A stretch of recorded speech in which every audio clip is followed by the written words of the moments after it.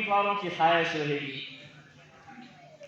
बहुत सारे उम्मीदवार ये सोचेंगे कि नहीं, टिकट मुझे मिलना चाहिए, लेकिन अपनी क़यादत उसी दिन खड़ी रहेगी जब बैरिस्टर असदुद्दीन अवैसी साहब कहेंगे कि नहीं, ये कोई भी नहीं, मैं किसी सड़क चलते आदमी के ऊपर हाथ रखूंगा और कहूंगा कि ये तुम्हारा उम्मीदवार है, तो तुम सबको कहना पड़ेगा कि लब्बैक।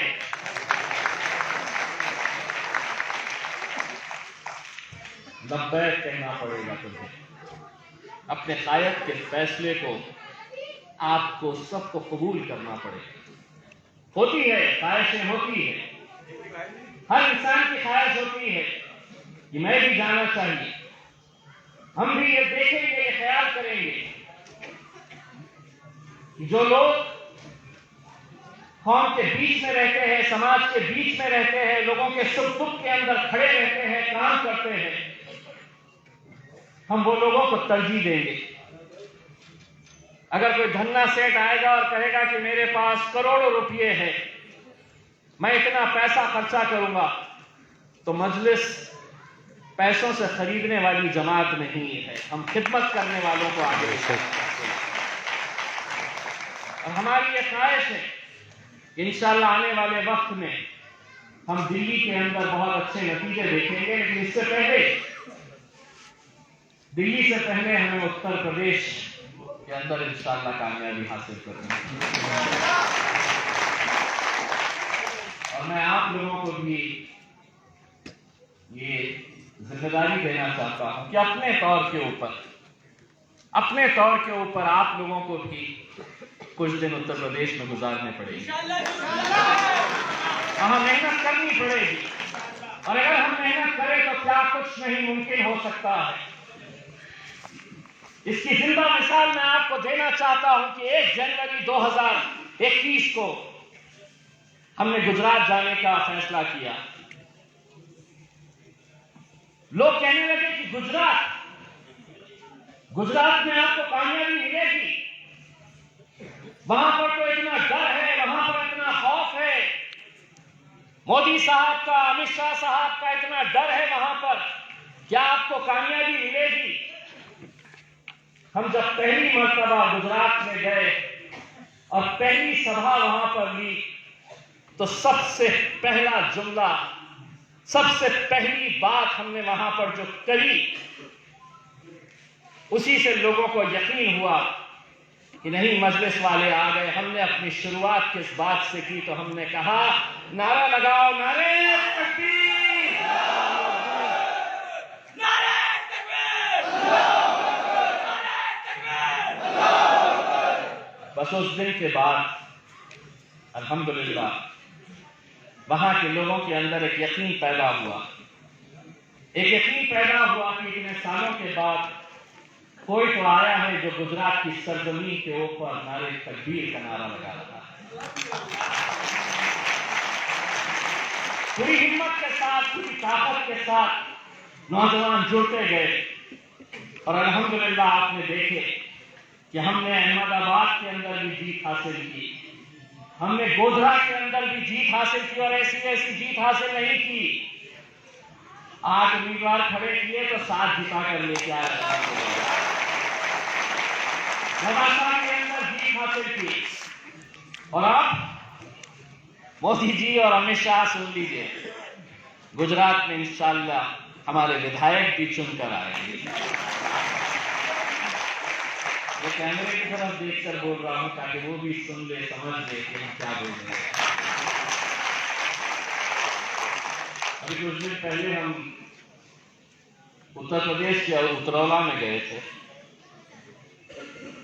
वहां पर मेरा असद साहब के साथ पहला ही जलसा था। कल रात में इंडिया टीवी वालों ने आधा घंटा चला दिया उसके ऊपर। बोले अब असद साहब के साथ ये भाईजान भी है तो भड़काऊ भाषण कर रहे हैं। मुझे अच्छा ये लगा कि मुझे वहां का भाईजान तो बनाया है। देखिए, मजलिस सिर्फ वो जमात नहीं है जो सिर्फ इलेक्शन के वक्त आपके बीच में आएगी। आज मुल्क के जो हालात है वो आप अच्छी तरह से समझ सकते हैं हम किस दौर से गुजर रहे हैं। और अगर हम नहीं समझ रहे हैं तो हम अपनी आने वाली नस्लों के साथ हम धोखा कर रहे हैं। ये वक्त है हम सबको मुत्तहिद होने का। मैं ये नहीं कह रहा हूं कि आप तमाम मजलिस के साथ जुड़ जाए, सिर्फ मजलिस को ही अपनाएं। बताइए मुझे इस मुल्क के अंदर ऐसा कौन सा दूसरा मुस्लिम नेता है जिसकी मकबूलियत, जिसकी मोहब्बत कश्मीर से कन्याकुमारी तक हर सूबे के अंदर देखने को मिलती है। बताइए ऐसा कौन सा लीडर है जो आपके खिलाफ जब नाइंसाफी होती है तो पार्लियामेंट के अंदर खड़े रहकर नरेंद्र मोदी साहब की आंख में आंखें डालकर सवाल करता है। कोई और नेता का नाम बताइए आप पूरे मुल्क के अंदर। बहुत सारे एमपीज हैं, बहुत सारे एमएलए हैं, लेकिन जहां कहीं कुछ हुआ तो हर एक की उम्मीद रहती है कि असद साहब इसके ऊपर क्या बोलने वाले हैं, असद साहब क्यों नहीं बोल रहे हैं। यानी कि वोट किसी और को देंगे, चुनाएंगे किसी और को, जिताकर किसी और को लेकर आएंगे, लेकिन जब तकलीफ में आएंगे तो असद साहब से उम्मीद करेंगे। और मुझे खुशी है इस बात की, ये अल्लाह का लाख लाख करम है। लोग कहते थे कि ये अकेला रहेगा पार्लियामेंट के अंदर, 1 से 2 भी नहीं हो पाएंगे। अल्हम्दुलिल्लाह 1 से 2 हो गए, 2 के 4 भी होंगे, 4 से 10 भी होंगे।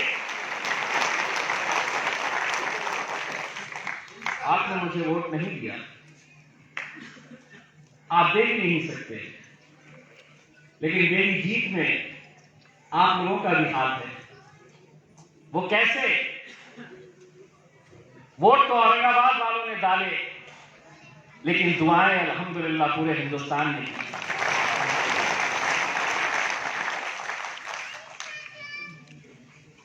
मैं आज भी वो मंजर भूल नहीं पाता हूं जब काउंटिंग का डे था, जब काउंटिंग हो रही थी, रमजान के दिन चल रहे थे,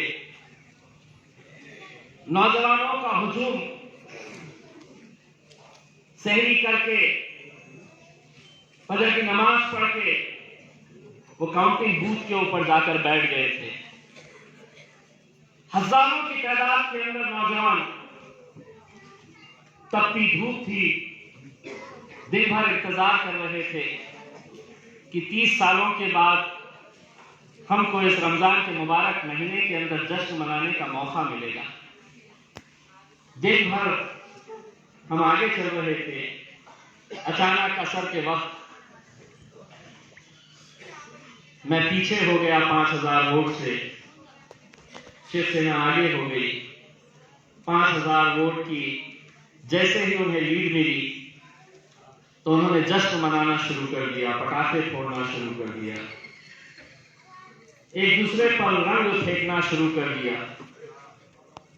मैं अपने ही घर में बैठा हुआ था,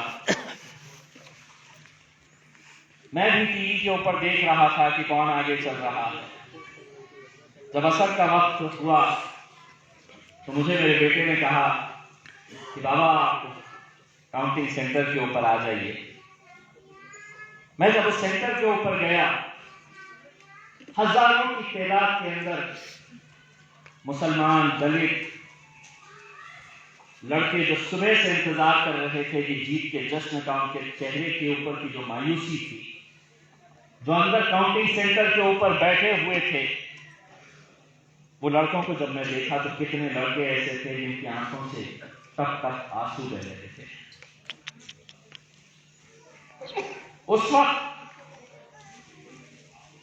मैंने एक कोने में गया और मुझे मालूम था कि बाहर जितने भी लड़के हैं वो इज्तिमाई तौर के ऊपर सड़क के ऊपर असर की नमाज पढ़े और उनके सर सिजदे में थे। उन्हें लग रहा था कि हम तो जीतते जीतते हार रहे हैं। मैंने कोने में गया और सिर्फ जानमाज बिछाकर अल्लाह से ये कहा कि इतने सारे सजदों की लाज रहे, इतने सारे सजदों की लाज रख ले। ये बच्चे सुबह से इस उम्मीद के ऊपर है कि आज हम जश्न मनाने वाले हैं। अल्लाह का करम देखिए, मैं जैसे ही नमाज पढ़कर बाहर निकल के आया तो वहाँ के एक अधिकारी ने मुझे इशारे में कहा कि भाई तुम फिर ऊपर हो गए। अब लोग सब मुझसे पूछते हैं तुम जीते कैसा, तो मैं लोगों को जवाब देता हूं कि मैं हार रहा था, मैंने अपना सर सिजदे में डाला, अल्लाह से गिड़गिड़ा कर दुआ मांगी तो अल्लाह ने फरिश्ते भेजे और सीधे बैलेट बॉक्स के अंदर 5000 वोट पड़ गए।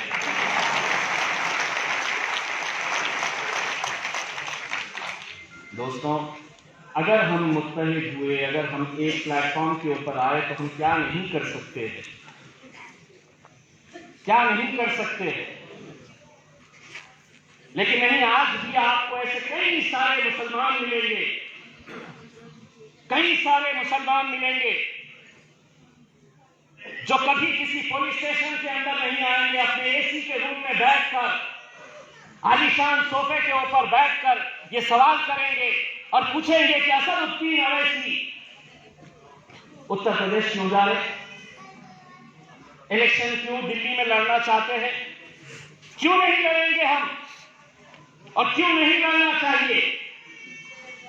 अगर हर जाति, धर्म और मजहब ने अपनी अपनी पार्टियां तैयार करके अपने नेता को तैयार किया है, क्या यह मुमकिन नहीं है कि आज समाजवादी पार्टी दिल्ली के उत्तर प्रदेश में सभी छोटी छोटी पार्टियों को इकट्ठा कर रही है। उनकी उम्मीद यह है कि मुसलमानों ने सबने हमको वोट देना चाहिए। हमने भी कहा कि दो इन्हें, लेकिन हमारा हिस्सा देना पड़ेगा तुम्हें। अगर तुम मुख्यमंत्री बनेंगे,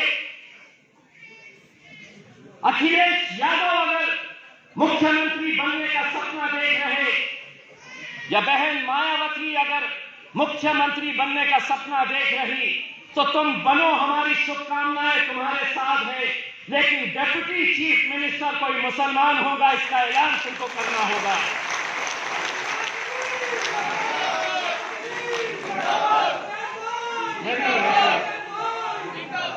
लेकिन क्या है कि उनको ये सब तो चाहिए, वोट तो तुम्हारे चाहिए, लेकिन साथ में नहीं, हम असदुद्दीन अवैसी को नहीं ले सकते, उसकी क़यादत नहीं ले सकते हैं, हम एक लीडर तैयार नहीं कर सकते हैं। हमको वोट तो चाहिए इस कौम के, लेकिन इसका लीडर नहीं।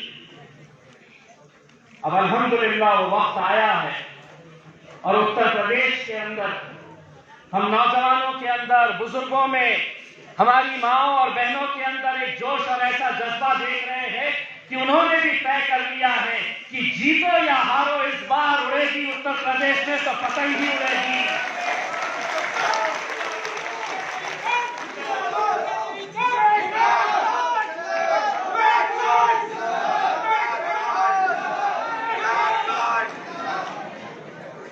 करीम हफीज साहब ने बहुत कुछ यहाँ के दिल्ली के बारे में बताया कि जिस तरह से मुसलमानों ने दिल खोलकर जो वोट आम आदमी पार्टी को दिए थे, यह हकीकत है।